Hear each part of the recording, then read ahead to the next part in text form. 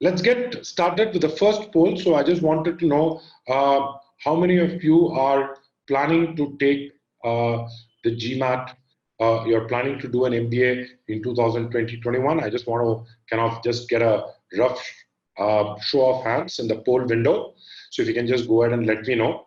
So is it you're planning for this year? Is it you're curious, you might plan later, or maybe you're unsure, you're thinking maybe let me just go ahead and take the GMAT and let's see how it works, whether it's this year or next year. Maybe you're just graduated from college, you want to have a couple of years of experience under your belt before you go ahead with this. So let me know.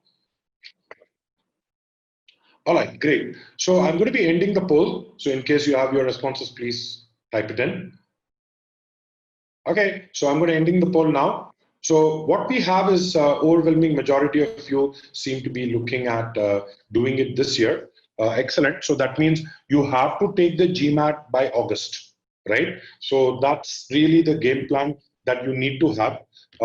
So in case all of you understand how this works, right? I'm just going to give you a very simple plan for the year 2020-21 application season. So I have noticed that a lot of times students tend to have slight confusion on when the year starts and how they should be going about. So let me just do that. Let me just share with you my screen. Just once again, I'll just share my iPad screen so that, okay, so just give me a second. I'll just share my screen with you. So what I'm going to do is I'm going to give you a plan of, if you're looking at 2020 or 21, right? How should we approach this, correct? How do we approach the whole, application bit? So yeah, I think I should have my screen come up right now. Just give me a second. Alrighty, I got it. Okay. So just wanted to give you a 2020 MBA, or I would say even for a master's, this should be your plan. Okay. So what's the plan? The plan is that in 2020, right, you start off. So right now it's about June. So you have June to about, let's say September, right, for you to take the GMAT, right? So that's what you're going to be doing. You're going to be taking the GMAT. And then what happens is September to October is your application cycle. So this application cycle is called as R1. Okay. And then November is when you're going to be interviewing with them. Right. And December is when you will get to know whether you got your final admit or not. Okay. Now, 2021, right? What will happen is that if you have already gotten an admit, right, then from Jan to, let's say, March, April, you're going to be worried about your finances, you're going to be worried about your visa, you're going to be worried about, your current job, when do you put in your papers, so on and so forth. But in case you do not make it to your school, choice of schools in R1, right? So this is called round 1. You have an option to apply in round 2. Okay. What is round 2? Round 2 is basically another round of intake.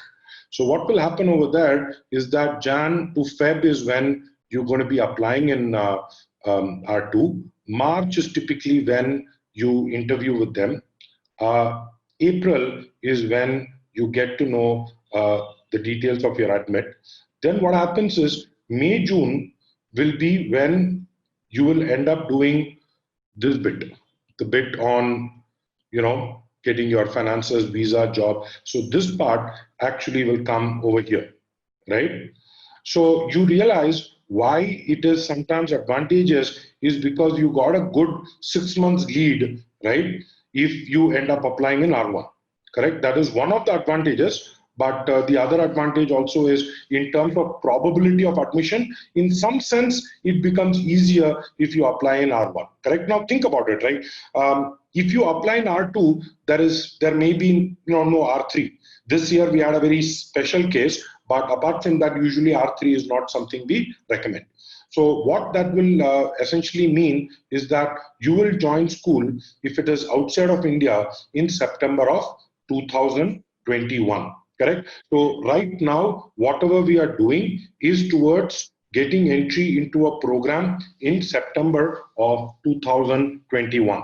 Okay, so I wanted to make sure that all of you are clear with regards to the calendar in terms of how you are going to be applying, because you understand that you have, just a few months right now to take the GMAT, right? In case you're looking at the application process. Now, what all of this means is, coming back to what I was telling in terms of the presentation is, what is going to happen is that I'm going to give you 3 updates, because if you are looking at this period, June, July, August, September, next 3-4 months, you are going to be impacted by these updates. So a lot of things that have been happening in the news, but I will just focus on the 3 main things. Okay. So the first thing that happened is, after COVID, GMAT test centers had to be shut down. So what GMAT said is, instead of the test center, we are going to be allowing students to take the GMAT from home. They called it the GMAT interim solution. Now, this was originally for a few months period, so it was technically ending at June 15th, but they have now extended it till about July. July 17th is what I think is the date. Now, here is the deal, right? There are some good things, some bad things, but I think the biggest problem that most students faced with the interim solution was that you could not use a paper and a pen. Right? They had a virtual whiteboard where you had to go in and type stuff or write stuff using your mouse, but a lot of people found that very difficult. Now, the good news is that GMAT has now allowed for you to take a physical whiteboard inside or for the test.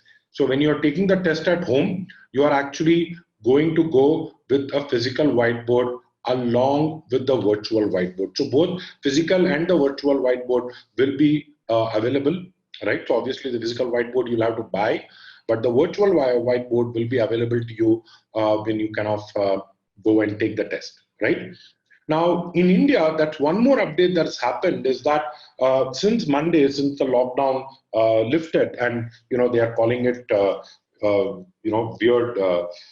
So they had lockdown, 1.0, 2.0, 3.0. I think they stopped count at about 5.0. So they are now calling it unlock 1.0.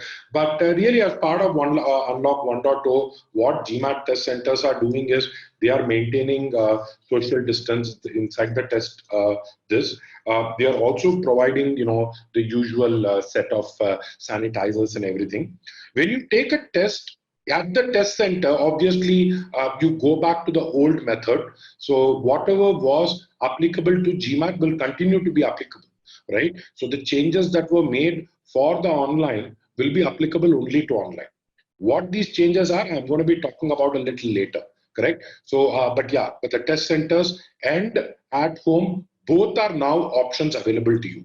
You can either take the test at home, pay $200, have a whiteboard, physical whiteboard, and a virtual whiteboard. Or option number 2 is you take the GMAT at the test center, and I'll be showing you how to check whether your test center is available or not.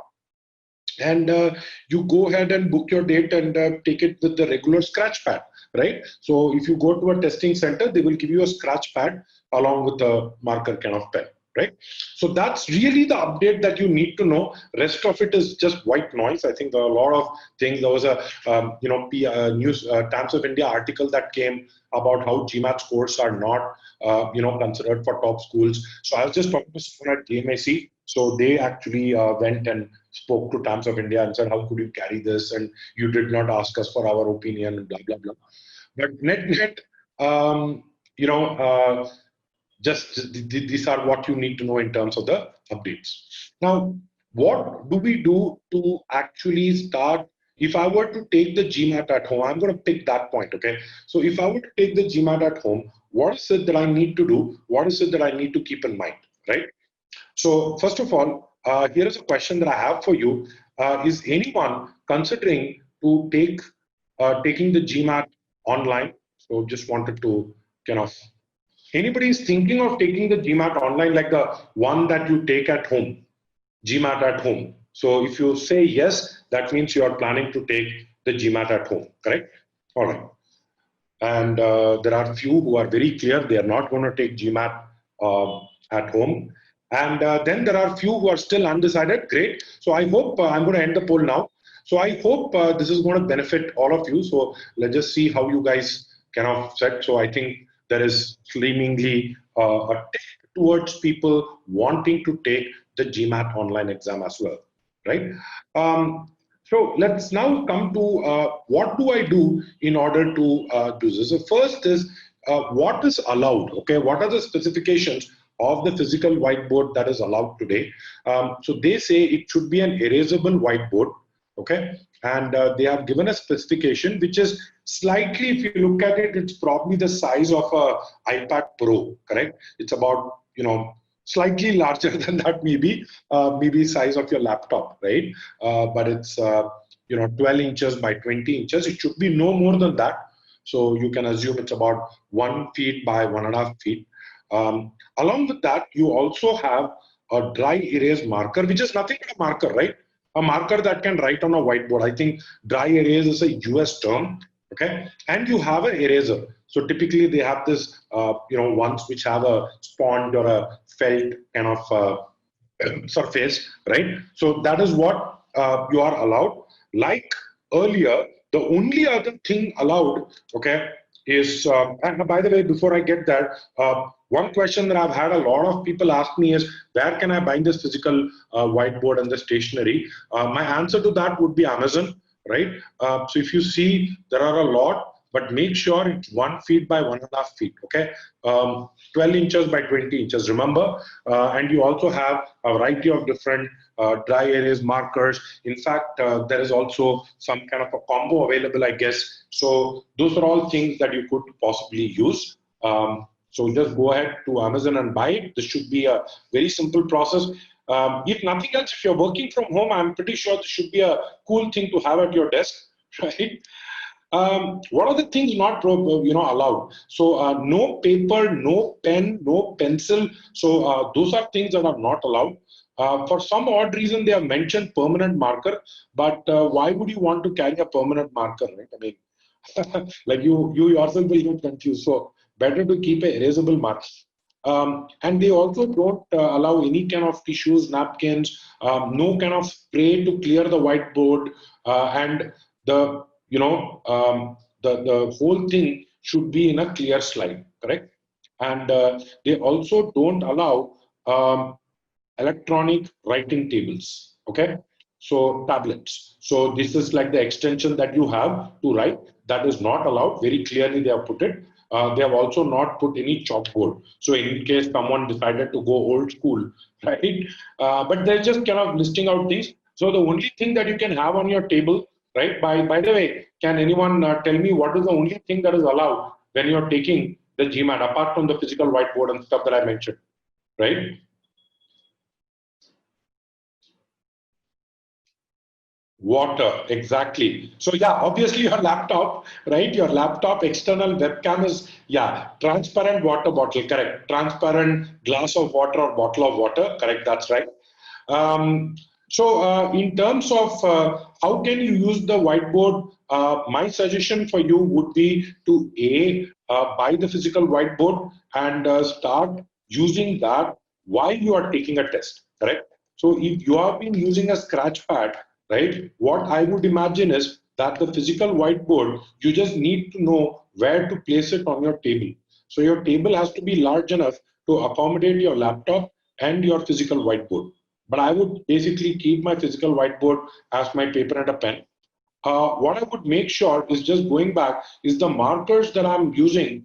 These are markers that I will make sure has a small tip, right? So notice over here there is a small tip. So make sure that you buy things with a smaller tip. Don't get ones that will smudge, that will occupy a lot of area, correct?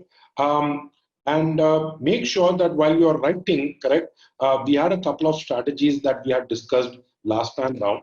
with regards to how to use the virtual whiteboard. So what I'm going to do is I'm going to go back and I'm going to show you again a little bit of what are you going to be writing on your screen, right? What is it that you're going to be using your whiteboard for? So let me just kind of give you a rough sense of the various things that you will end up doing, right? So while you're taking the GMAT, so let's look at it. So there is quant, and then there is verbal. There is something a little problematic with the pen, I guess. So let me just, yeah. So quant and verbal, and in quant, you essentially have algebra, you have arithmetic, and you have geometry, correct? And in verbal, you have sentence correction, you have critical reasoning, and you have reading comprehension. Now, one strategy that we teach is about you vertically writing A, B, C, D, E on the board, correct? And as you go about striking out answer choices, what you do is you kind of keep a strike or you put a question mark, you strike out, and then, maybe between the last two, you want to pick right one, correct? So it is better to you write the vertical A, B, C, D, E, every time instead of you typing it out. It might make sense for you to write it on the board, on the physical board, correct? So this is what I would suggest would go into the physical board, right? Also, what you could do is we had suggested a particular pacing timer, correct? So I'm not going to get into the details, but CrackVerbal students, you guys should be knowing this. That for verbal, we basically say that you should be doing 9 questions every 15 minutes, correct? So what you can do is you can actually remember that GMAT is a count down timer, not a count up timer, right? Which means that the end of 50 minutes, you should be on question number 10, right? At the end of 35 minutes, or rather when 35 minutes are left, you should be on question number 19. Another 15 minutes, which means when you have about 20 minutes left, right, you should be approximately on question number 28, right? After this, don't try to control, right? So these are the 3 numbers that you need to target. So what you can do is before you start your test, you can just write down the pacing chart for verbal. Okay, for quant, the pacing chart is very simple. It's the question number that you are multiplied by 2, correct? So you don't need to necessarily write something similar. But in case you want to write even for quant, you can take a check every 15 minutes, right? It would be kind of crazy to be looking at the clock the whole time. So you want to just write it down and maybe come back to it later. Okay. Now, with regards to the board, I don't think for algebra and for arithmetic, it would make sense to use the physical whiteboard, correct? But here is where I'm going to make a case for the virtual whiteboard, right? So there are 2 cases where I feel the virtual whiteboard may actually be useful. Again, my suggestion is for you to try it out once. Using the physical board for the tests before you do that. But my case would be for geometry and for reading comprehension, right? So the first thing is for geometry, the virtual whiteboard allows you to draw straight lines. It allows you to create polygons, right? So what happens is that your screen, okay, your screen will have the virtual whiteboard. Okay, so you can actually see the question while you are while you are typing into the virtual whiteboard, correct? Where does this find a case? This finds a case for itself in reading comprehension. See, in reading comprehension at CrackVerbal, students know we teach a technique. So there are 2 types of reading, right? Essentially, when we do, so there is going to be skimming, and then there is going to be scanning, right? So that when we are doing skimming, we are expected to write a map, right? In case you are writing a map, when you are writing it on a whiteboard, it can be a little cumbersome because you're looking down and then looking at the screen and kind of back and forth. But if you have it on the virtual whiteboard, what you can do is while you're reading the passage, you stop at appropriate points, correct? And you may want to type it out in front of you. So that way, even when you're solving questions, right? So what will happen is the questions will appear here, the passage will appear here, correct? So you can just keep your virtual whiteboard so that you have your map written in the virtual whiteboard. You may not want to go back to the physical whiteboard in order to refer that, right? So that's what my strategy is, because really, if you ask me, in sentence correction or in critical reasoning, right, you're going to be pretty much, that you could also do it for CR, right? So even for CR, so you could possibly, when you're trying to kind of distill the whole thing, the conclusion, for example, you may want to write down the conclusion on the whiteboard. But again, it's lower importance. This may be slightly higher importance. Okay, so that's what I wanted to share with regards to the, how we can use both the whiteboards together, right? And coming to the next point of test centers reopening. By the way, that's my take on the online whiteboard. Okay, in case you want to use the online whiteboard slash physical board. Okay, I'm not going to be taking questions from the chat, so if you can just put it, in the Q&A window, I'll take it at the end. Okay, any questions on the whole GMAT at home setup? Okay, so test centers are reopening in India. As I said, they are basically ensuring that they are maintaining social distance. They are ensuring that they give the sanitizers. They use the usual thermal guns for measuring your temperature. You need to be asymptomatic, blah blah blah. They will make you sign a COVID form. So all of that happens. But good news is they have started. Correct. So how do you know if a test center near you is open? So what you can do is you can actually go to mba.com and you can actually go for find a test center. So you'll find that in the option in the menu itself, right?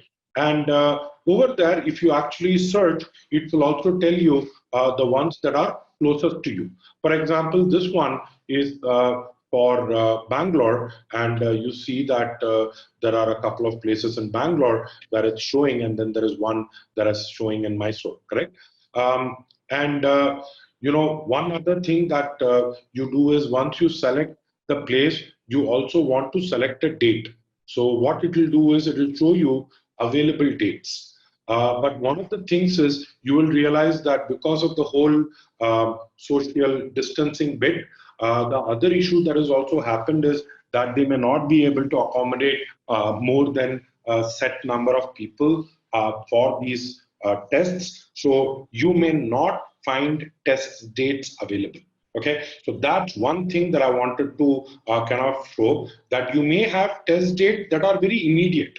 So anybody can guess why you would find test dates that are maybe 1 or 2 days into the future, but you will typically not find dates a month into the future. Can anyone tell me that? Typically, you will find in the next 1 week or 10 days, you will get a lot more dates. What do you think could be the reason? Not because of COVID?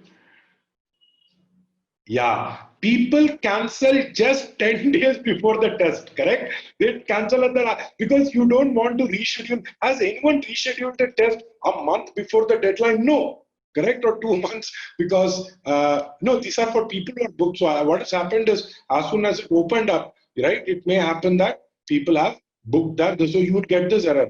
Exam is not available for delivery at so and so places during month shown. Consider searching for appointments in different months or selecting a different test center. Okay, so make sure that you cannot go and check if it is available, right? And a question that I've had is, will test centers continue to remain open? See, this is basically a prediction about the future. But really, if you ask me, depending on when we hit the peak or how bad things are going to go before it starts becoming better, I don't think a test center will actually have a problem. See, they will only have problem where they have audience where they don't know the how many people to expect. Correct. So, for example, if I were to let's say have a let's say a workshop in Bangalore, correct? I don't know, maybe 10 people turn up, maybe 100 people turn up, right?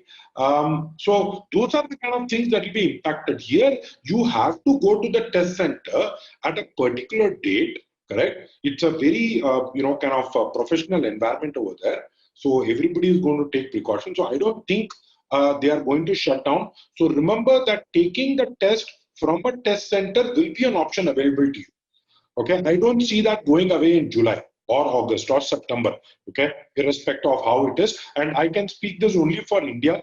To be honest, I don't know, but I would imagine that most places in the world, it's going to be that. If in India they are open, then they will pretty much, reopen other places also. Okay. All right, so that brings us to this kind of interesting point where we need to ask whether taking GMAT online, which is at home, is a better option, or should I be taking the GMAT at a test center? All right, so see, I cannot decide for you, okay? You are the best person to decide. What I can do is, however, I can give you some parameters, I can give you certain things that you need to keep in mind in order to ensure that you are able to kind of make the right decision, right? So what are the factors that you want to consider? So the factors that you want to consider are the stress level, correct? The whole idea is many a times, and it works both ways, okay? It works both ways. I'll tell you how. I've had students come and tell me that, Arun, the whole idea that I go to a test center, I kind of go park my bike or take an Uber, I don't know how it is going to be. It just stresses me because I have to go to a different environment. So let me know on chat, how many of you feel that that is a stress for you? But see, it's personal, right?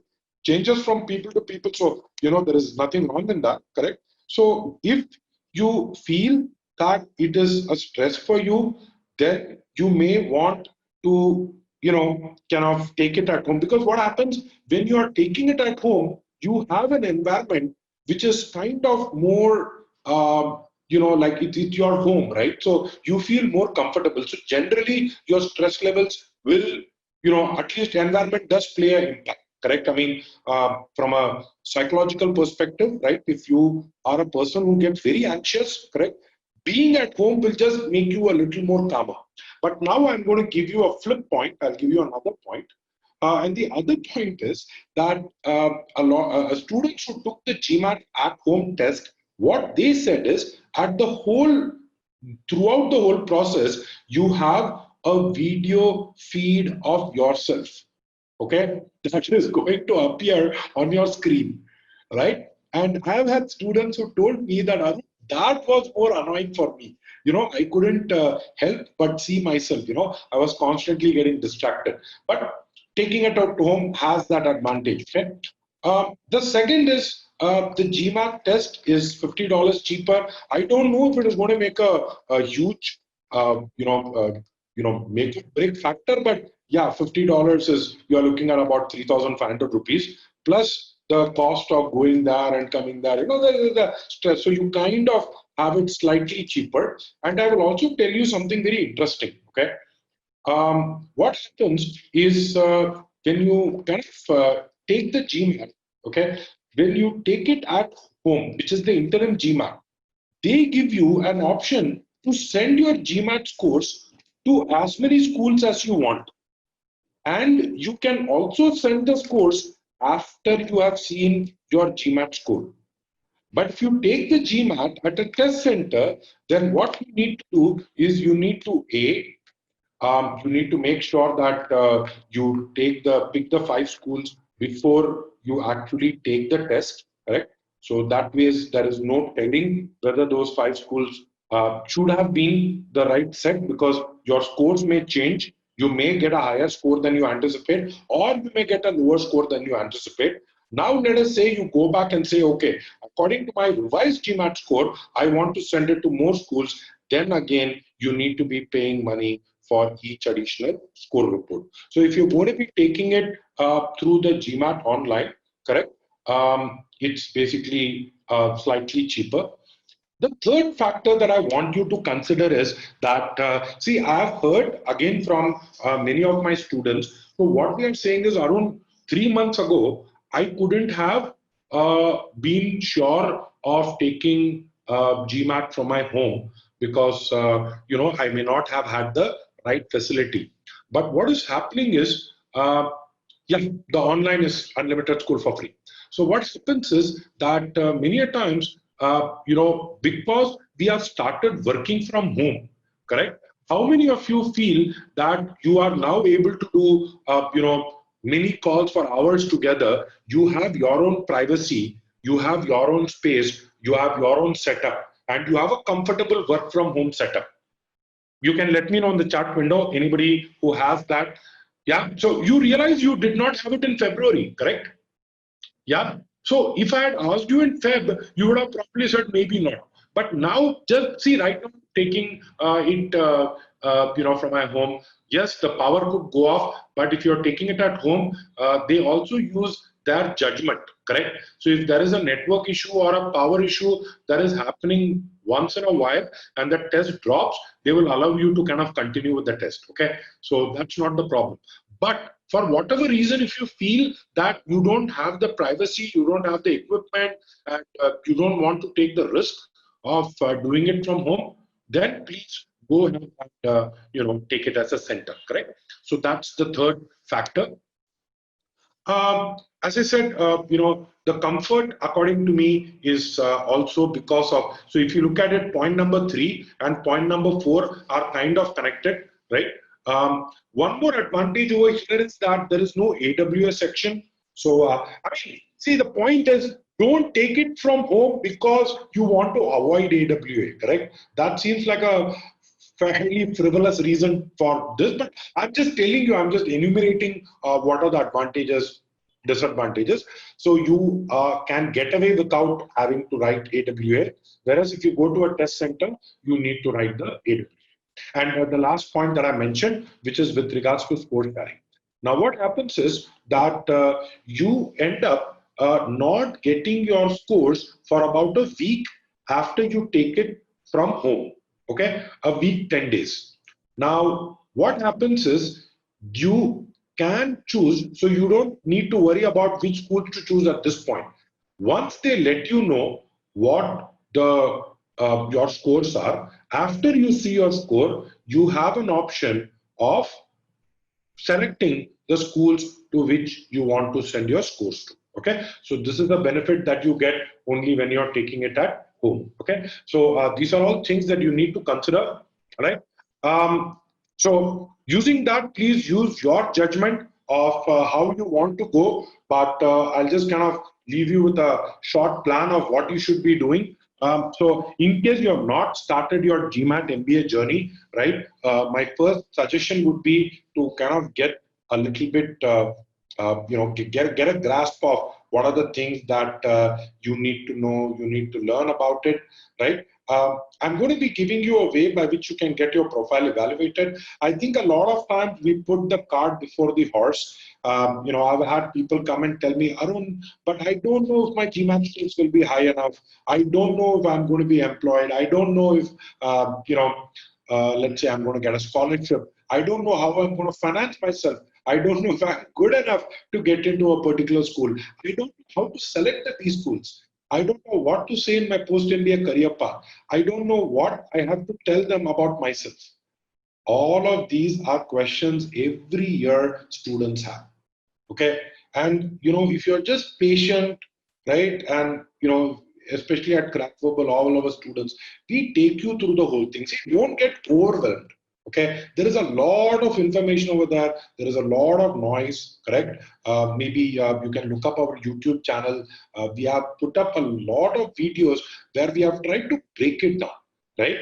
So, by the way, anyone in the audience right now who has seen any of my YouTube video, and did you hear something that resonated with you?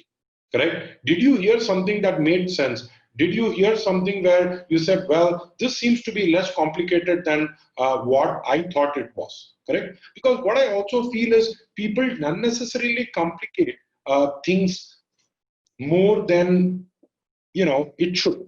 Correct? So I think you should just keep it simple.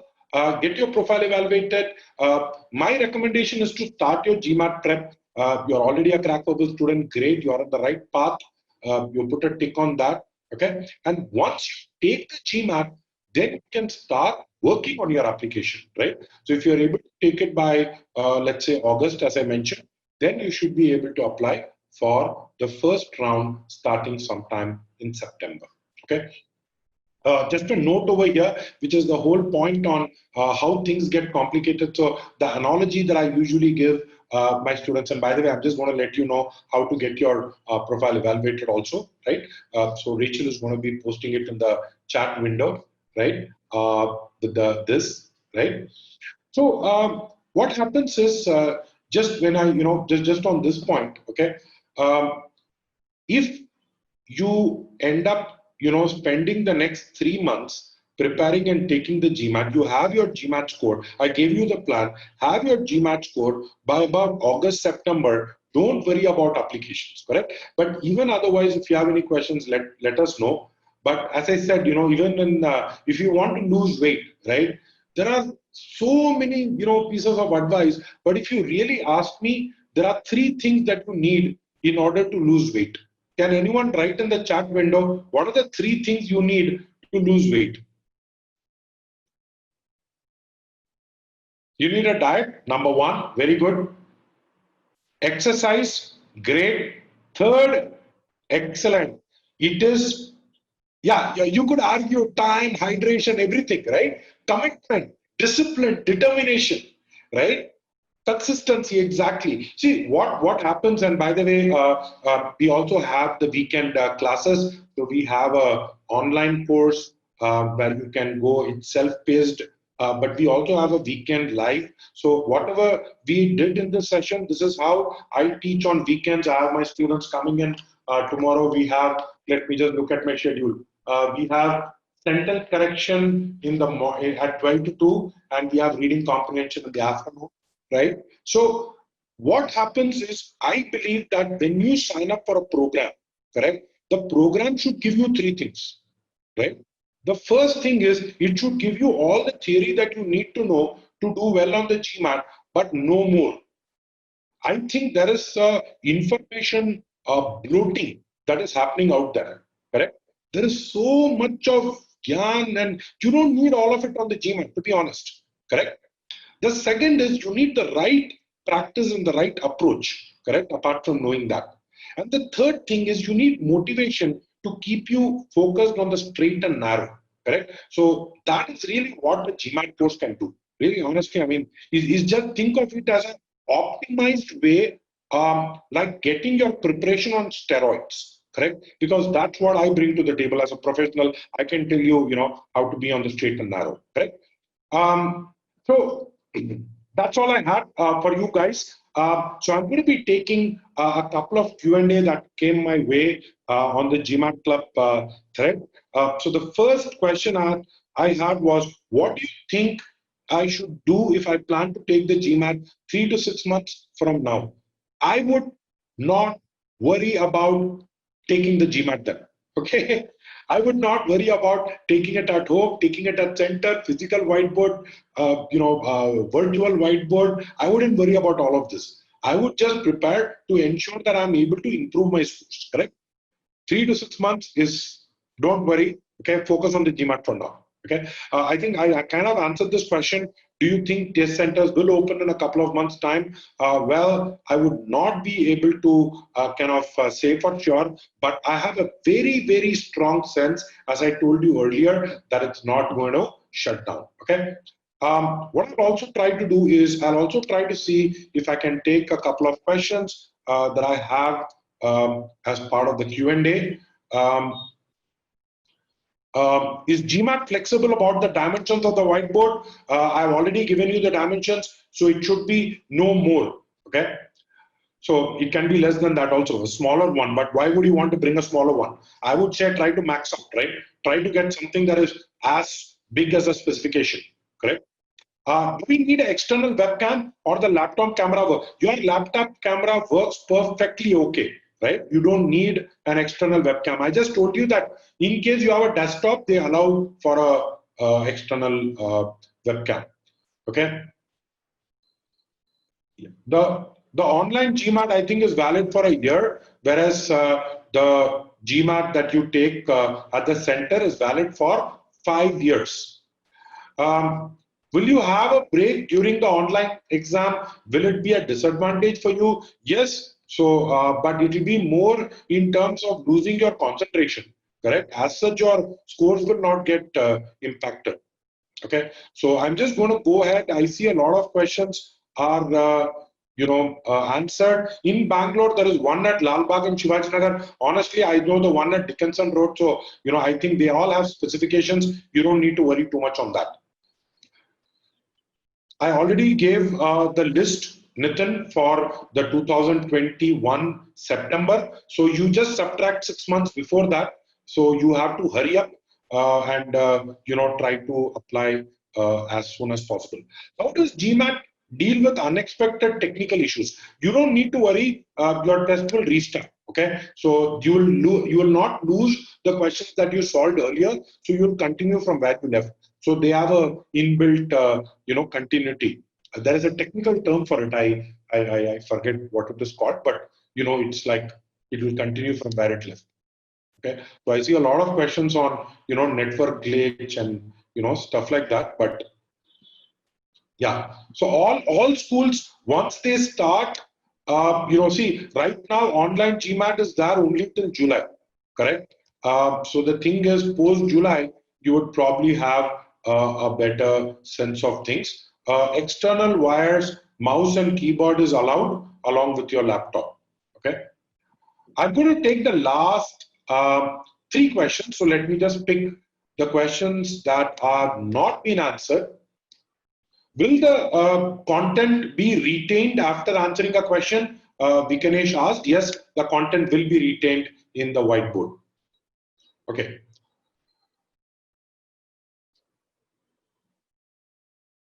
So, Nishit, you asked something about the mock interviews. Yeah, the mock interviews.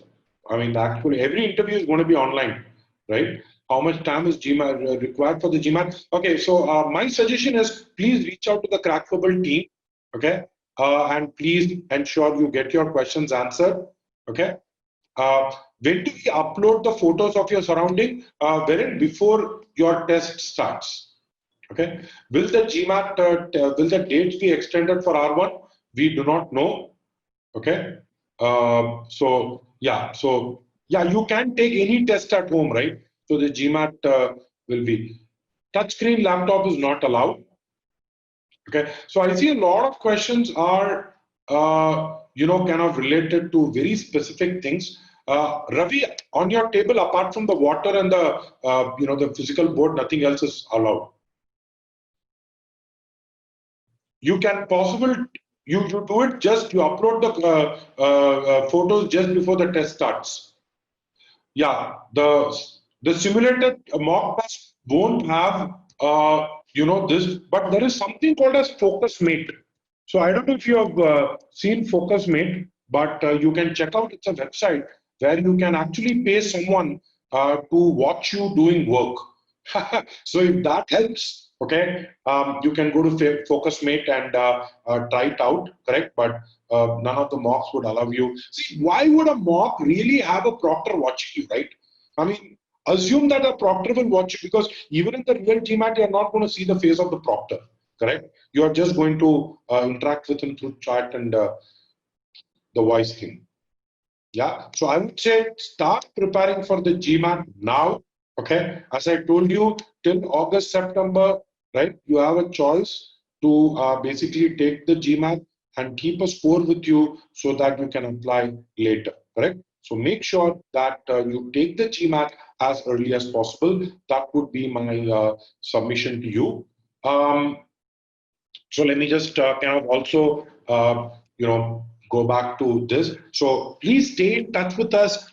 We bring a lot of content, lot of relevant content, and as an Indian test prep player, we feel there are not many people talking about GMAT, talking about topical issues. and please encourage us by staying connected on our social media platform. If there is anything that you would want us to feature in a webinar, if there is anything that you want us to create a video on, or write a post on, write a blog on, please let us know. We would be more than happy to kind of see how we can help you. All right. Thanks a lot, guys. I hope this webinar was useful. I hope you had some takeaways from today's session. And those who are CrackVerbal students, I'll be seeing you in the class tomorrow. In case you're not, I hope to see you in the class sometime soon. All right. Thank you so much, guys. Thank you.